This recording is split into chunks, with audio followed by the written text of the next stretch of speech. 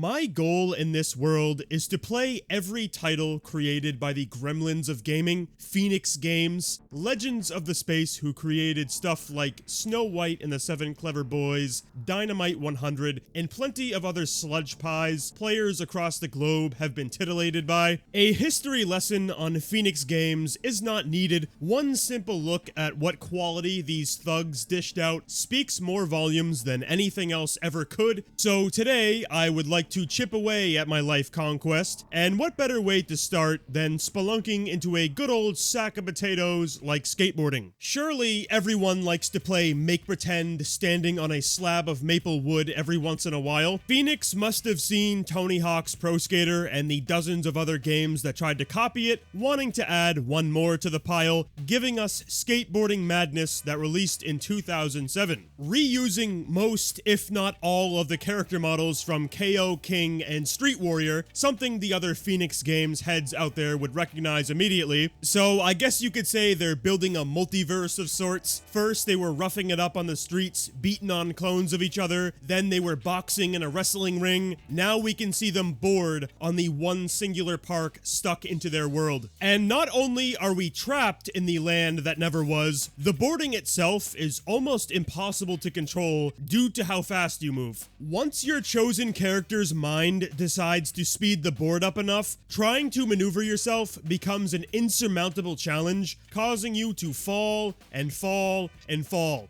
If only there was a way we could slow down, or I don't know, let us control how fast we move. I guess the PS2 controller must not have enough buttons to do that. Half of them don't do anything, so that must be the case, right? Once I finished the race mode, which was just going around hitting checkpoints, I decided to jiggy my way over to the free skate mode, seeing what kinds of radical tricks I could pull off, and all you can do is grind on the sides of ramps and rails, or go off of a ramp to spin around. There's seriously no other tricks in the game. Nothing makes me happier than when life turns me into a Bakugan, attaching a magnet to my hole, opening me up into realms like these. How are you going to make a skateboarding game without any actual tricks in it? Is that not the point of playing these games? You're essentially just sitting here, riding around the same park, either freestyling as it's called, meaning Beyblading and spinning around in the air repeatedly, doing a race that is more difficult than it should be thanks to how hard it is to control yourself, or going around the park doing a skateboard collectathon. If this is your introduction to Phoenix Games, I do think this is a perfect lead-in to show you where expectation levels are set, not only with graphics, but gameplay, when you see this stain on any game case. It's honestly similar to when a toddler hands you a picture like this one, telling you they want to be a firefighter, except here, you need to pay for those photos, continuously punishing yourself with endless questions. I could only imagine how a player who received the title from the treasure trove of games Phoenix brought forth felt in the moment back in the early 2000s. Did they take it out like a sensible person and put in a different game? Or did they go beg Papa Wheelie pleading to get another title from the all-time European brigands? Maybe something a bit simpler,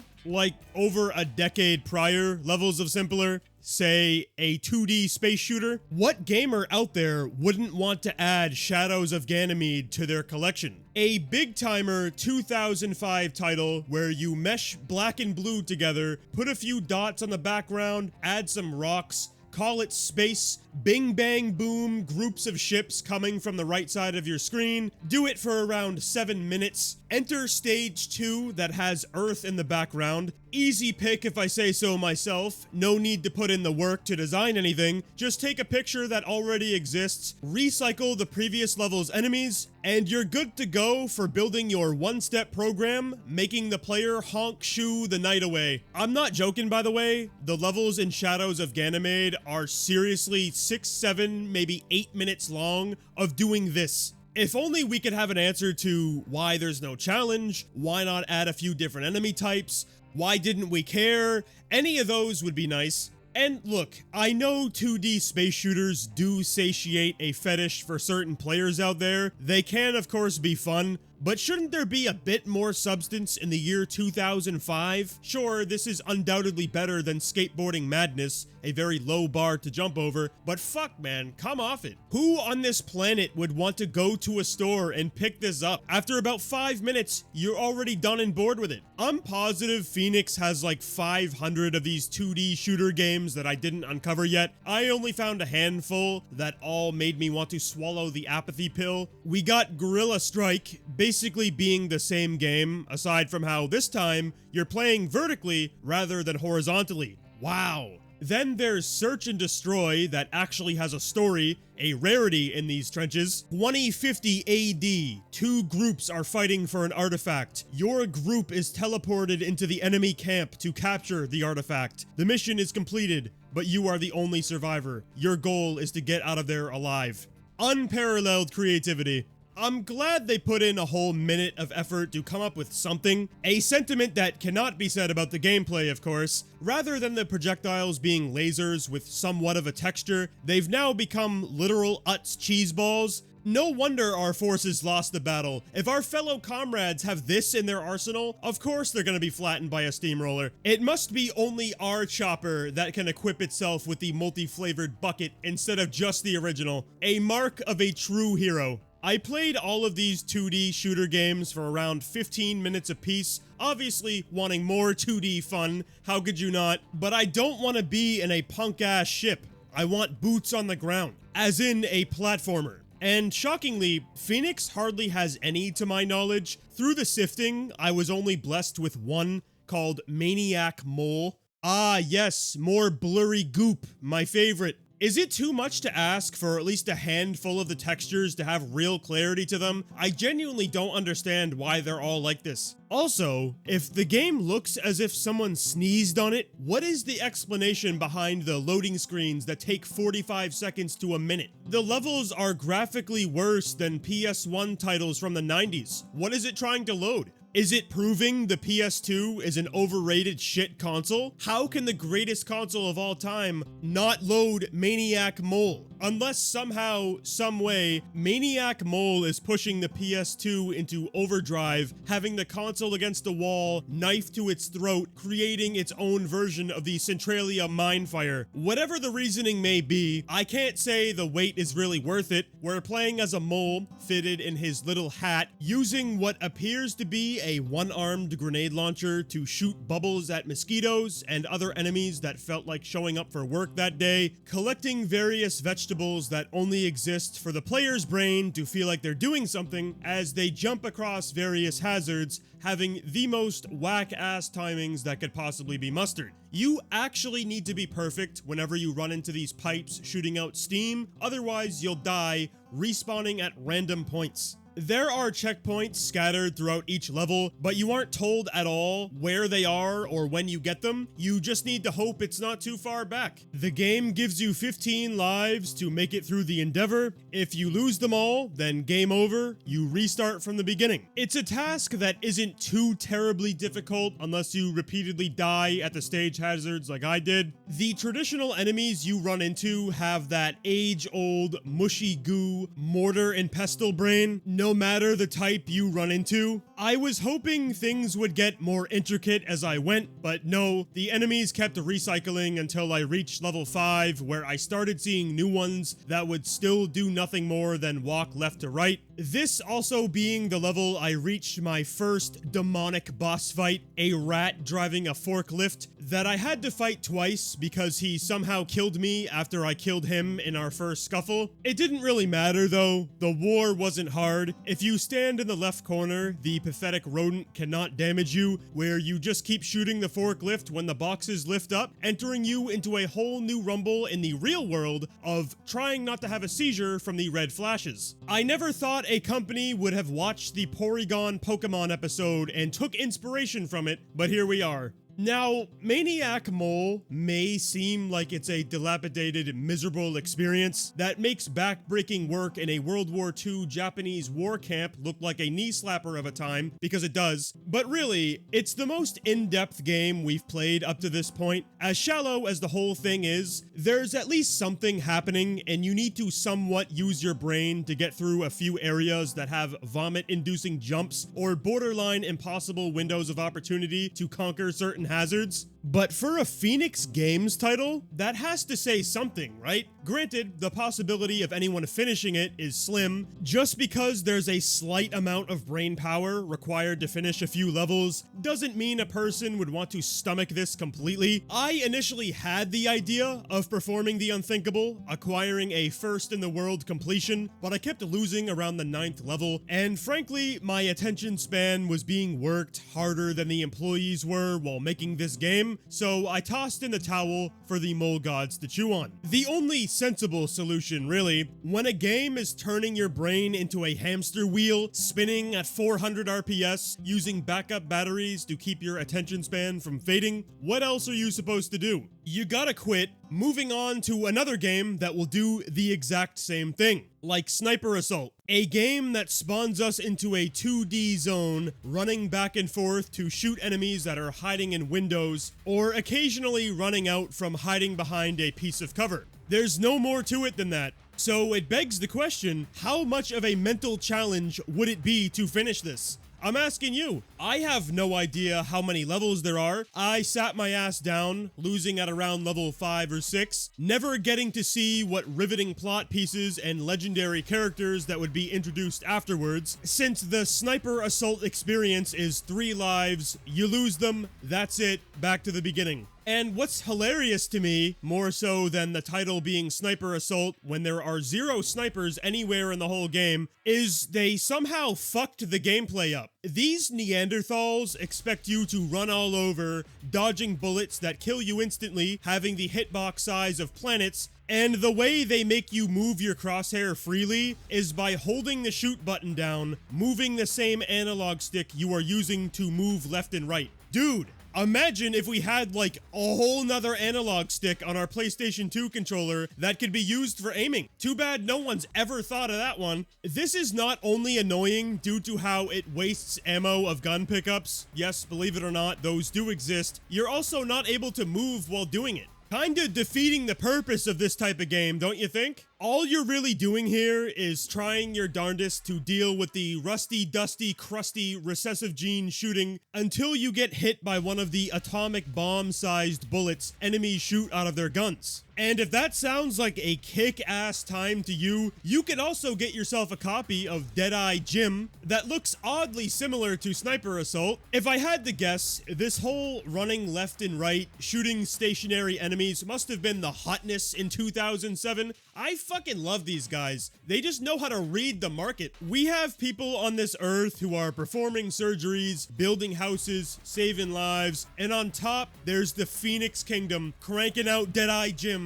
understanding what gamers not only want, but need. It's my absolute favorite thing when companies are ran by human beings who gain telepathy at birth. Them specking down that skill tree must be the reason why Phoenix spawned a plethora of racers during their active years, because people like them. I knew the goddamn instant I saw turbo trucks, my life would change forever. Look at these gorgeous sights viewed through the lens of 70-130 vision. This shit is so glorious. You're able to see the white outlines the team forgot to remove. And you better get accustomed to traversing these lands, since Turbo Trucks only has 2 environments spread across 12 tracks that are all essentially the same. The other Picasso you can drive through is some sort of dusty, sandy-ass area that is just as depressing as the woods. And regardless of the track you're cruising on, each race is about about 4 to 5 minutes long. Seeming to be a weird fetish Phoenix has, they love their long, girthy levels with almost zero difficulty, putting your mind to the ultimate test. This practice must have been etched into the Christians' holy rock as the 11th commandment if they pull it off as much as they do. Something like, "Thou shalt not attempt trying or building unique features during compact disc creation for electronic entertainment systems hundreds of thousands of years from now."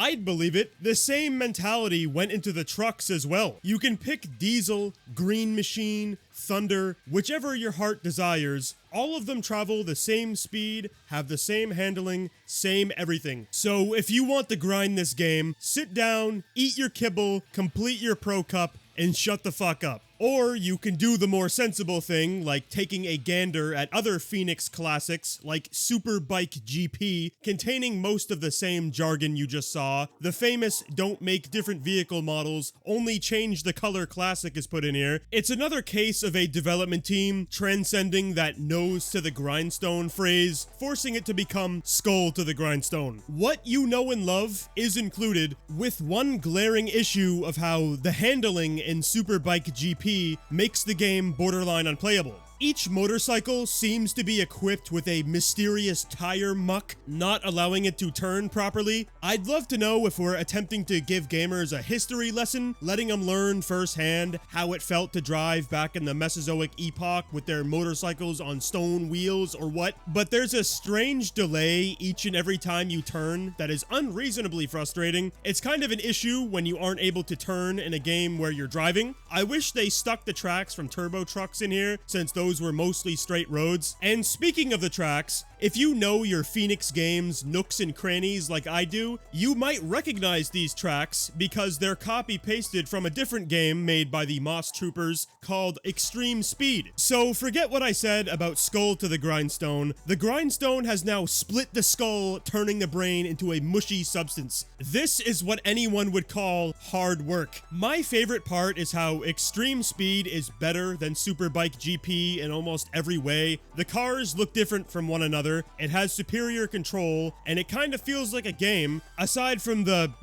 all those said cars are the same statistically part. I guess this situation is more of a pick your poison sort of deal, since you won't have fun with either of them. At the end of the day, we're sitting here comparing taking a bite out of a partially decayed corpse or slurping up roadkill. Neither Extreme Speed or Superbike GP is a wonderful time. Just somehow, Extreme Speed makes Superbike GP look like ejaculation, which is impressive in of itself, honestly. When it comes to which one I'd pick, I don't want to play either one of them. I'd rather delve into Drag Racer USA, a game where you drive in straight lines.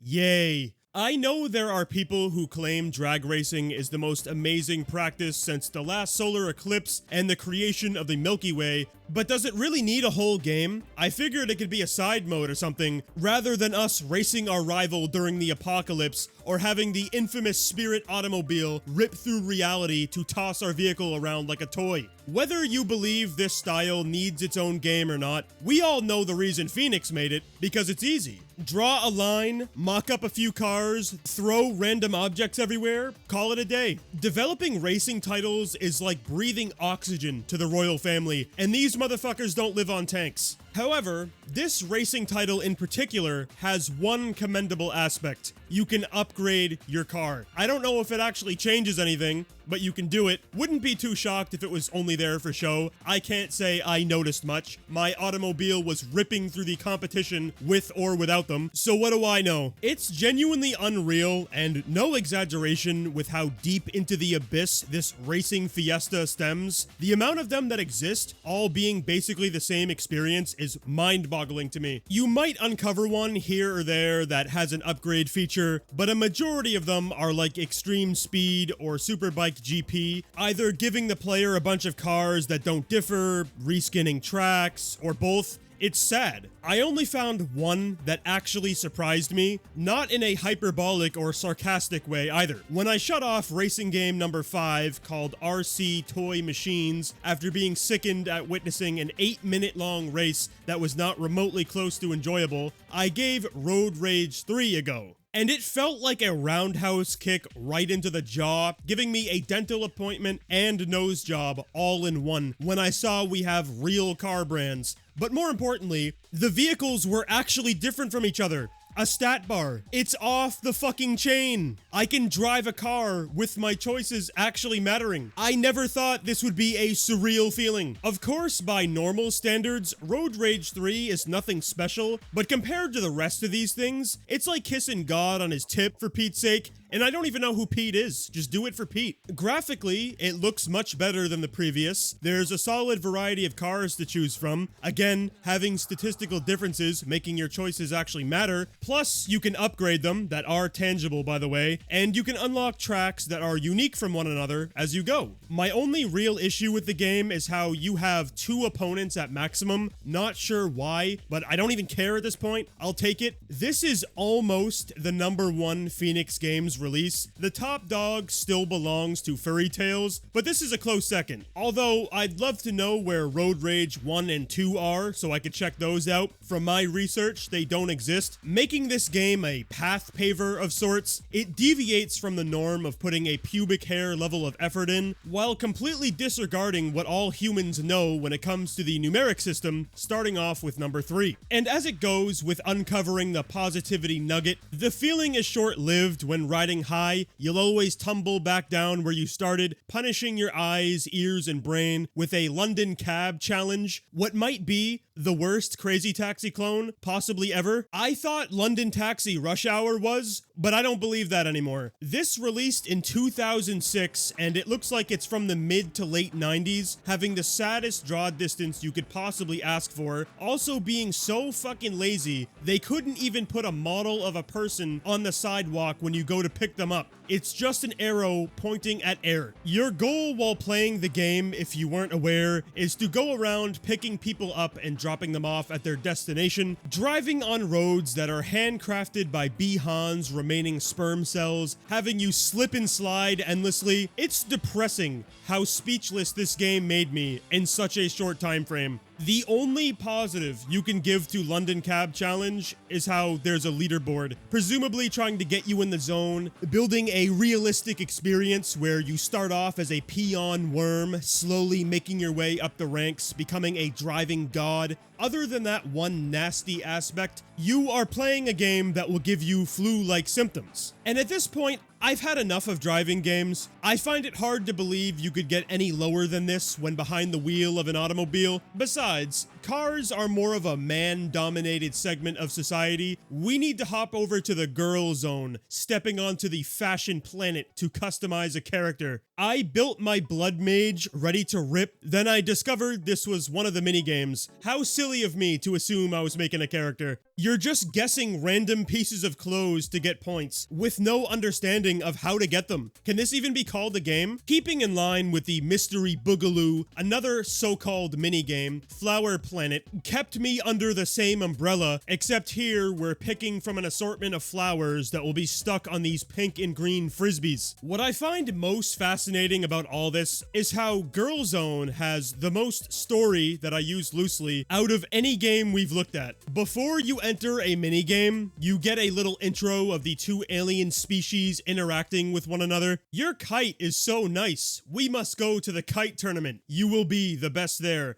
Yeah, and if we don't win, we can use this girl's iron chin to decapitate the judges. But my favorite story, by far, is the one for last-minute cleaning. Our starship has crashed. We have to pick up our most essential belongings. Mia and Julie have to take all essential belongings from the spaceship before the spaceship blows up. And those claimed essential belongings are grabbed via a drag your cursor on screen interactive experience. To segue into part 2 of the legend. Despite the airplane crash, Mia and Julie still want to have fun and enjoy the sun. Mia and Julie are really gods among humans, huh? Your ship, or plane I guess, can crash, something that usually kills people, and you can walk it off, instantly ready to play a reskinned game from earlier. It's lovely to know protagonists of stories are always some form of mutant cyborg that can take on any challenge, yet here I am, never surviving a plane crash or plunging into the open sea collecting shells. No scuba gear, by the way. Her feet just slice through the water, disregarding how humans need oxygen. It's a shame, even with all these powers you two seem to possess, Girlzone is still missing the fun ability. This whole compilation of minigames thing that last all of 2 to 3 minutes at best is another type of game Phoenix loves to dish out. I initially thought Dynamite 100 was their only attempt at releasing one. If you aren't aware of this catastrophe, it's a gameplay trek equivalent to eating a bowl of nails. This disc actually does have 100 games on it that are all you playing as a square or circle, performing various actions or ripping off other games like Pong. It's pathetic. But apparently, Phoenix hat-tossed others, such as Board Games Gallery 10 Games in 2005. I've never understood the fascination of putting board games on consoles. What person on this earth would think playing one on a TV would be more enjoyable than playing the real thing? Or just playing a game you can't play in real life? Unless you're that one-off person whose family member downloaded I Am Spider Rope Hero, activating a tracking device for the mobile militia to come to your home, plopping every one of your relatives into a life-size pepper grinder, turning them all to dust, leaving you all by yourself, dick in hand, desperate to play Snakes and Ladders, or excuse me, Snakes Alive, because we can't use the real name thanks to copyright. I find it hard to believe that's a real scenario, though. You could be the largest Snakes Alive superfan in the British Empire, and there's still no way you could sit through this. You can literally play this without looking at your screen. The one input is pressing X to roll the dice. There's no physical action of you slamming the plastic on the table, pulling off a sneaky play of lying to your opponent, saying there's a ghost in the closet to move a couple extra spaces. There's a few of these games on here, like Dice, spelt with a Y. You press X, watch them fall, press X a couple times, press X again, watch them fall, and repeat. Is this real? When it comes to the others where you aren't simply rolling the dice, you need to hope you recognize them because these boneheads didn't stick the rules in here. I tried a game called Master Match, never heard of it, I didn't know what I was supposed to do, no way to find out unless I looked it up. Is that really worth doing? Let's be real, no, so I was stuck putting colored pins into holes. If I was given this game as a kid, surely my eye would have started twitching, making me become a human Tasmanian devil, annihilating everything in sight. Fuck you mean, my friend got Star Wars Battlefront 2, and I got Board Games Gallery 10 games. You could have at least gotten me Arcade Action 30 games, the third Ultimate Gaming Collection I found, filled with plenty of holy grails players everywhere still rave about, like Helicopter Attack, where you fly a helicopter, waiting for the level to end, Airport Cargo, ripping off Snafu but we're pulling luggage around. Nothing screams more sauce to me than cloning a game that released on Intellivision, Football Spring, bouncing a ball off of the ceiling, One Touch, fucking golf, all vintage games from the boys back home. And don't worry, Pong is included in this compilation of games if you were worried about that. It's called Stonekeeper. If I had to pick my personal absolute favorite game in the big 3-0, it would have to be Black Cube. It's a game that requires you to sit there, watch cubes randomize, then you start picking randomly from your opponent's cubes, hoping it's not one with a skull on it. Random, hoping, random. Sounds like a great game to me. At a simple glance, you'd assume this has to be satire. It just has to be. 2004 and we're getting this. But real human beings worked on this thing as a job. I played all 30 of the games in Arcade Action with nothing to show. No matter how much I scrape the bottom of my cranium, shoveling out the deepest, darkest parts of the brain, words seriously cannot encapsulate how bewildered you become towards what you're looking at. Why are we calling a game that has us place turrets down to shoot the other player vacuum cleaners? Is it a warning to let the player know it sucks? Or the more plausible reasoning is that this was supposed to be a different game and they forgot to change the name. It's possible this is the same company that not only published every game you've seen so far, it's also one that released another game called Urban Constructor, where you draw lines on the screen, of course, but this thing easily has the laziest leaderboard in history. These monkey brain troglodytes just put A for all the names. The lack of effort is genuinely astounding. You couldn't have at least thought to make something up. I hate this company. I really do. Out of everything I've played in totality, I've only found 2 titles that are semi-decent. Those again being Furry Tales that I discovered last time and Road Rage 3. The rest only have a small chunk of value to extract, then you just toss it aside. Coming up with stuff to talk about with these is a more than difficult task. However, I did activate the quest to play all of the Phoenix Games releases, so I will need to continue on my escapade. I just hope to Christ there aren't too many more. Please make sure to leave all of your thoughts on these unbelievable games in the comments below. Are you a fan of the bird? Do these games look fun? The correct answer is no and no. Big ups to all of our channel members who go above and beyond to support the channel further. If you want to join them, hit the join button right next to the subscribe button if you haven't already done so. Thank you all so much for watching. As always, take very good care of yourselves, and I hope to see you all again in the next video.